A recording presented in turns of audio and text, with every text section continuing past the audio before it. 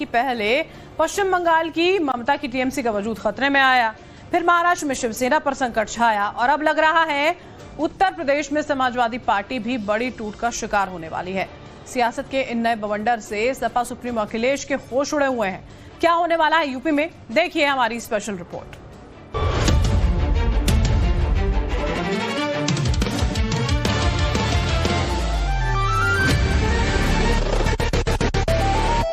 आपका दावा है सपा टूट रही है? 100%। जो डर जाएगा वो अपना दल छोड़ के चला जाएगा। राम गोपाल यादव जी ने चिट्ठी दिया है गृह मंत्री माननीय अमित शाह जी को। जितना सांसद चाहिए ये सूची है, उनको बुला ले। यूपी में उन्हीं के विधायक तैयारी में हैं पाला बदलने की।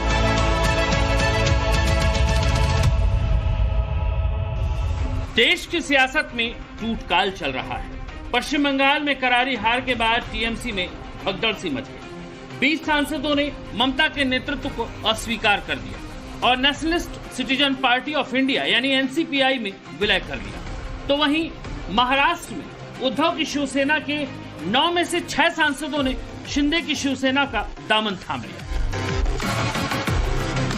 लेकिन टूटकाल का अगला चैप्टर क्या उत्तर प्रदेश की सियासत में लिखा जाने वाला है? क्या ये संभव है? क्या ऐसा हो सकता है या ये सिर्फ सियासी शिगुफा है? इसकी पूरी एनालिसिस करेंगे। लेकिन पहले वो बयान जिसने समाजवादी पार्टी में टूट का दावा किया है। यूपी सरकार में मंत्री और सपा के सुप्रीमो ओपी राजभर के इस दावे को सुनिए। अब बंगाल टीएमसी का फेल हुआ, शिवसेना का महाराष्ट्र शुरू हो गया है। अब उसको खत्म होते ही यहाँ ये देखिएगा, आप ही लोगों की टीवी पे चलेगा स्क्रीन पर कि समाजवादी पार्टी में भारी टूट, मतलब ऑपरेशन यहाँ पे स्टार्ट हो जाएगा। शुरू हो गया है। सुना आपने, समाजवादी पार्टी टूट रही है और टूटने का ऑपरेशन शुरू हो चुका है। अच्छा, इसके पीछे पूरा प्रमाण भी पेश कर रहे हैं ओपी राजभर।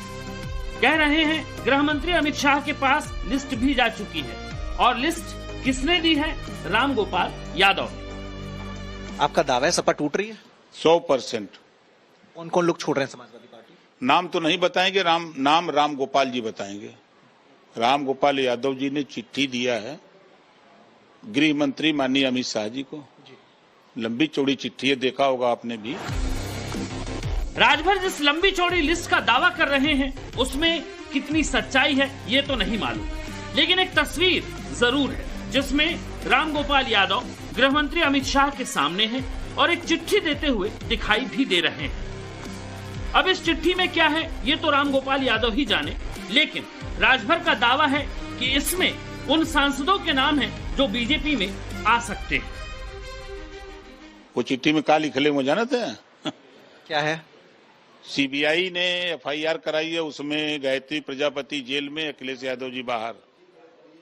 खनन घोटाला में रामगोपाल जी के बेटे का नाम, शिवपाल जी का नाम, पूरे परिवार का नाम। इससे बचने के लिए हम लोगों को बचाइए। जितना सांसद चाहिए ये सूची है, उनको बुला लीजिए। मतलब सांसदों की सूची भेजी है और रामगोपाल यादव अगुवाई कर रहे हैं। रामगोपाल सहित जो सांसद सूची में शामिल है वो समाजवादी पार्टी छोड़कर बीजेपी में शामिल है। निश्चित होंगे। मंत्री ओपी राजभर की इस खबर में थोड़ी भी सच्चाई है तो समझिए ये यूपी की सियासत में सबसे बड़ी सियासी ब्रेकिंग कहलाएगी। ऐसा होने और ना होने के हर सियासी पहलू पर हम आएंगे, लेकिन समाजवादी पार्टी में राजभर के इस बयान को लेकर अखिलेश की तरफ से क्या प्रतिक्रिया आई, पहले उसे सुनते हैं। भारतीय जनता पार्टी इसी तरीके से काम करती है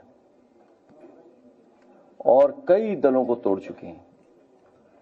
उत्तर प्रदेश में अगर आप देखेंगे तो उत्तर प्रदेश में भी समाजवादी पार्टी के कई विधायक, एमएलसी, राज्यसभा उन्होंने तोड़े थे। भारतीय जनता पार्टी जो औरों की पार्टी तोड़ रही है, औरों के सांसद छीन रही है, यूपी में उन्हीं के विधायक तैयारी में हैं पाला बदलने के लिए। सधी हुई भाषा और सधे हुए अंदाज में अखिलेश ने समाजवादी पार्टी के अंदर टूट की खबरों को हल्के में लेते हुए बीजेपी को ही कह दिया कि उनके ही विधायक पाला बदलने की तैयारी में हैं। लेकिन अंदर ही अंदर अखिलेश को इस बात का डर तो होगा ही, क्योंकि जिस तरह का सियासी माहौल है उसमें शगुफा कब सच बन जाए इसकी कोई गारंटी नहीं। टीएमसी जैसी काडर बेस्ड पार्टी की टूट इसकी ताजी नजीर है। एक परिवार की पार्टी का तमगा रखने वाली समाजवादी पार्टी में परिवार की टूट कई बार सामने आई है। चाचा शिवपाल को लेकर तो बड़ा बवाल हो चुका है इस परिवार में। मुख्यमंत्री रहते अखिलेश ने चाचा शिवपाल को मंत्रिमंडल से बर्खास्त कर दिया था, तो जवाब में खुद मुलायम सिंह यादव ने अखिलेश और चचेरे भाई रामगोपाल को पार्टी से 6 साल के लिए निष्कासित कर दिया था। चाचा शिवपाल यादव ने परिवार और पार्टी से मतभेद की वजह से अपनी अलग पार्टी तक बना ली थी। परिवार में टिकट बंटवारे को लेकर कई बार मतभेद सामने आए हैं। कहते हैं टिकट बंटवारे के चक्कर में ही मुलायम सिंह यादव की छोटी बहू अपर्णा यादव ने साल 2022 में भारतीय जनता पार्टी का दामन थाम लिया था। इतना ही नहीं, वक्त बेवक्त पार्टी के विधायकों सांसदों में भी असंतुष्टि दिखाई पड़ती है। हाल ही में मुरादाबाद की सांसद रुचि वीरा ने पीडीए के प्रोग्राम में न बुलाए जाने पर नाराजगी दर्ज की। एक सांसद को नजरअंदाज किया जा सकता है एक पीडीए के प्रोग्राम में, तो फिर किसी एक आम आदमी को क्या तरजीह देंगे वो। मैं राष्ट्रीय अध्यक्ष जी से भी इस चीज के बारे में उन्हें भी अवगत कराऊंगी।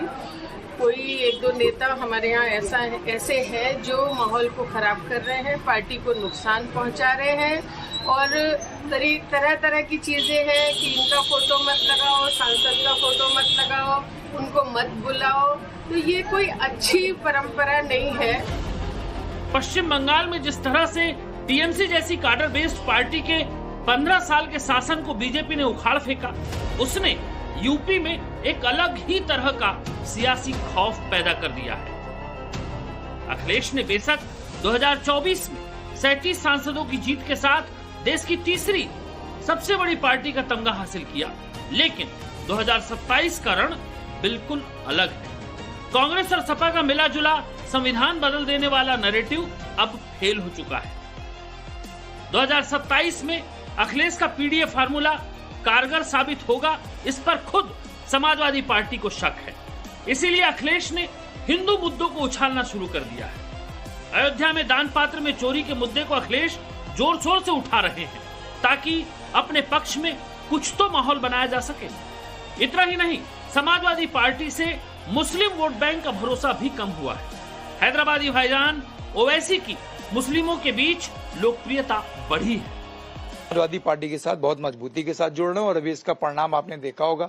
2024 में जिस तरीके से पीडीए वर्ग ने समाजवादी पार्टी को आज उत्तर प्रदेश में लोकसभा में सबसे बड़ा दल बनाने का काम किया और हिंदुस्तान में तीसरे नंबर की पार्टी हमारी समाजवादी पार्टी बनी। मैं समझता हूँ ओवैसी साहब की अपनी पार्टी वो क्या कहते हैं क्या नहीं कहते हैं, लेकिन उनको जनता के बीच में जब वो जाते हैं तो एक चीज उनको क्लियर करना पड़ेगा, एक चीज उनको क्लियरिटी के साथ उनको जाना पड़ेगा कि आज की तारीख में वो भारतीय जनता पार्टी के साथ हैं, सत्ता पक्ष के साथ हैं या विपक्ष के साथ हैं। अगर भारतीय जनता पार्टी को उनको नस्ते नाबूद करना है, अगर उनको खत्म करना है, तो उनकी बोली भाषा जो है वो हमलावर उनको सत्ता पक्ष के ऊपर होना चाहिए। लेकिन आज की तारीख में हम देखते हैं कि जहां पर भी वो जाते हैं वो हमलावर विपक्ष के ओर होते हैं।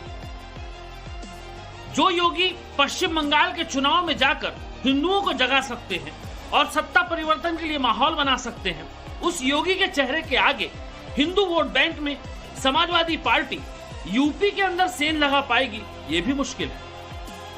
ना सिर्फ हिंदू वोटर्स, योगी ने यूपी में विकास का मॉडल लाया है। यूपी को 1 ट्रिलियन की अर्थव्यवस्था में लाकर खड़ा करने का दावा करते हैं योगी। कड़ी कानून व्यवस्था को लेकर देश भर में योगी के यूपी का ग्राफ सबसे ऊपर है। अब मैं बताता हूं 2019 की बात। जिस टाइम मुआवजा बढ़ रहा था हमारे गांव में, तो हमारे गांव में एक बैंक थी सर। हमारे फतेह मोहम्मद है, मुसलमान नगला सीतर के, 75 साल की उम्र उनकी। तो वो बैंक तो उन्होंने रुपए निकाले करीब 20-25 लाख रुपया। वहां जो उनको क्या हुआ, 50,000 की 1 लाख की 10 इनकी गड्डी मिल गई उनको। एक मतलब एक जो होती है सुबह की तौलिया, उसमें गठरिया, वो बेचारे उन रुपए ने भर के नहीं और बैंक की सिद्धि में बांध रहे, ऐसे बांध रहे, उन्होंने गठरिया बांध रहे। अरे मैं बोला क्या कर रहे हो तुम? और बांध के उन्होंने धलिया सिर पे अपनी पे। दिन के 12 बजे, 2019 की बात बता रहा हूँ, दिन के 12 बजे और उन्होंने गठिया में से रख ली। अरे मैं बोला तुम्हें कोई छीन ले जाएगा, बड़े आदमी हो। अरे कैसे छीन ले जाएगा, बाबा को राज है। एक मुसलमान भाई इस बात को कहता है कि बाबा को राज है, कैसे छीन ले जाएगा।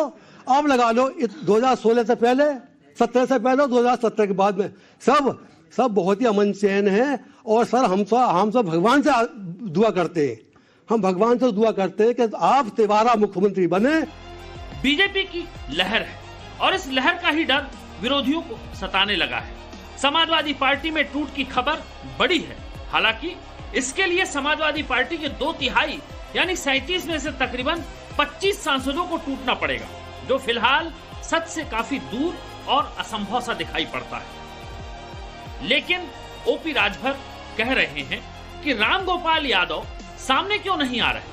अगर उनकी खबर गलत है तो आए और विरोध करें, बात भी सही है। अगर ऐसा कुछ नहीं है तो कम से कम रामगोपाल यादव को सामने तो आना ही चाहिए। तो हमें रामगोपाल सामने आके कहें कि नहीं हमने चिट्ठी में क्या लिखा है वो बतावें। अंदर की बात बता रहे हैं, सूत्रों के हवाले से खबर है। अच्छा, सूत्रों के हवाले से क्या गृह मंत्री जी की ओर से हरी झंडी मिल गई है?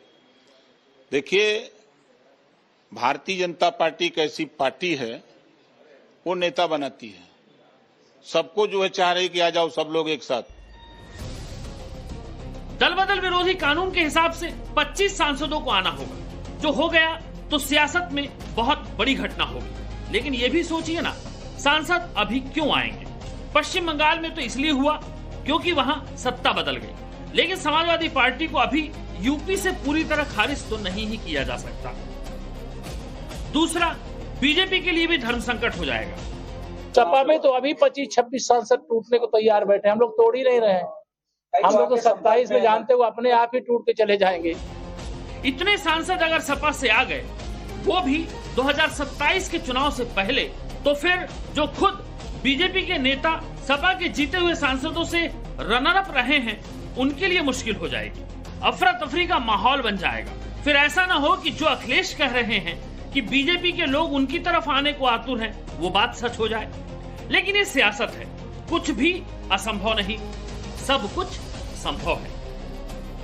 मनीष यादव के साथ ब्यूरो रिपोर्ट, टाइम्स नाउ, नव भारत।